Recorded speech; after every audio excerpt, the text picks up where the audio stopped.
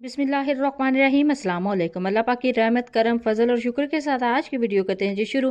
आज की इस वीडियो में हम बनाने जा रहे हैं बिल्कुल क्रीमी टेक्सचर वाला मैंगो जूस। ये सेम वही जूस है जी, वही रेसिपी है जी जो आप एक रेस्टोरेंट के अंदर जाके लेते हैं। 500 से 700 रुपये एक गिलास के लिए पे करते हैं। फिर आपको समझ नहीं आता कि इन्होंने आखिर इसके अंदर ऐसा क्या ऐड किया है कि ये जो जूस है ये भी क्रीमी टेक्सचर का हो गया है और इसका टेस्ट भी बिल्कुल अलग सा है। तो ये सारी टिप्स आपके साथ आज के इस वीडियो में मैं शेयर करने वाली हूँ। तो चलते हैं जी तैयारी की तरफ। सबसे पहले जो इंग्रेडिएंट इसके अंदर जाएंगे वो नोट कर लें। बिस्मिल्लाहिर्रहमानिर्रहीम। यहाँ पे बड़ी साइज के 2 मैंगो लिए थे, उनको पील ऑफ करने के बाद क्यूब कट में कट कर लिया है। तो यहाँ पे फ्रेश क्रीम ली है, क्रीम को फ्रीज कर लिया था। इससे हमारा जो जूस है बहुत ही फ्लफी बनेगा। इसके अलावा इसके अंदर आइस जाएगी, बर्फ जाएगी। और चलते हैं जी तैयारी की तरफ। बिस्मिल्लाहिर्रहमानिर्रहीम। एक ब्लेंडर जग ली है, उसके अंदर मैंगो जो क्यूब्स है वो ऐड किए हैं। क्यूब्स ऐड करने के बाद इसके अंदर नेक्स्ट इंग्रेडिएंट ऐड करते हैं जी। नेक्स्ट इसके अंदर जाएगी जी आइस। आइस ऐड कर लेंगे, जितना आपको ठंडा पसंद है आप उतनी आइस इसके अंदर ऐड कर सकते हैं।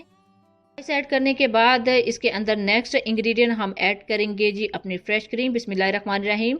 ये देखिए फ्रेश क्रीम को मैंने फ्रीज कर लिया था, आप भी फ्रीज कर लें तो ज़्यादा बेटर होगा। तो इसके अंदर जाएगी जी चीनी। बिस्मिल्लाहिर्रहमानिर्रहीम। अपने जो टेस्ट के मुताबिक आप चीनी ऐड कर सकते हैं। आप सबसे लास्ट में इसमें जाएगा जी वाटर।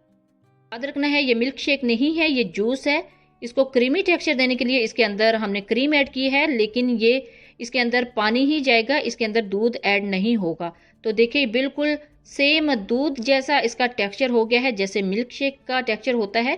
तो अल्हम्दुलिल्लाह हमारा जो जूस है वो तैयार हो चुका है। अब इसको करते हैं जी डिश आउट। सर्विंग के लिए यहाँ पे 2 ग्लास ले लिए हैं, इसके अंदर ऐड की है जी आइस। बिस्मिल्लाहिर्रहमानिर्रहीम। अब इसके अंदर ऐड करेंगे जी जूस। देखिए कितना फ्लफी, कितना क्रीमी टेक्सचर का हमारा जो जूस है वो तैयार हुआ है।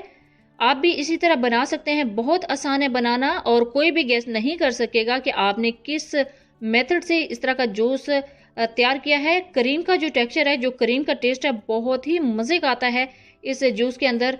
जब भी बनाएं अपना फीडबैक ज़रूर दीजिएगा और दुआओं में ज़रूर याद रखिएगा। अल्लाह हाफिज़। Thanks for watching.